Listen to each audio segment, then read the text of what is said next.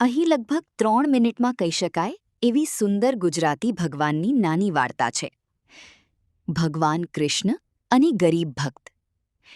એક ગામમાં રઘુ નામનો ખૂબ ગરીબ માણસ રહેતો હતો. તેની પાસે પૈસા નહોતા, મોટું ઘર નહોતું, પરંતુ ભગવાન શ્રીકૃષ્ણ પ્રત્યે ખૂબ ભક્તિ હતી. દરરોજ સવારે તે નદીમાંથી પાણી લાવીને નાનકડા મંદિરના કૃષ્ણજીને અર્પણ કરતો અને પ્રેમથી કહેતો, હે પ્રભુ, મારી પાસે આપવાનું કંઈ નથી, બસ મારું દિલ છે. ગામના કેટલાક લોકો તેની મજાક કરતા. તેઓ કહેતા, ફક્ત પાણી ચઢાવવાથી ભગવાન ખુશ થાય? મોટા દાન કરનાર લોકો વધારે પ્રિય હોય. રઘુ શાંત રહેતો અને સ્મિત કરતો. એક દિવસ ગામમાં ભયંકર દુષ્કાળ પડ્યો. નદી સૂકાવા લાગી, ખેતરો બળી ગયા, લોકો પરેશાન થઈ ગયા.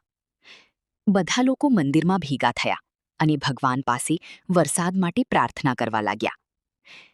તે સમયે રઘુ ધીમે ધીમે મંદિરમાં આવ્યો. તેની પાસે એક નાનો લોટો પાણી હતો. તેણે ભગવાનને પ્રેમથી પાણી અર્પણ કર્યું અને આંખ બંધ કરીને કહ્યું, હે કૃષ્ણ, તમે તો બધાના પાલનહાર છો, કૃપા કરો. એટલામાં આકાશમાં કાળા વાદળો છવાઈ ગયા.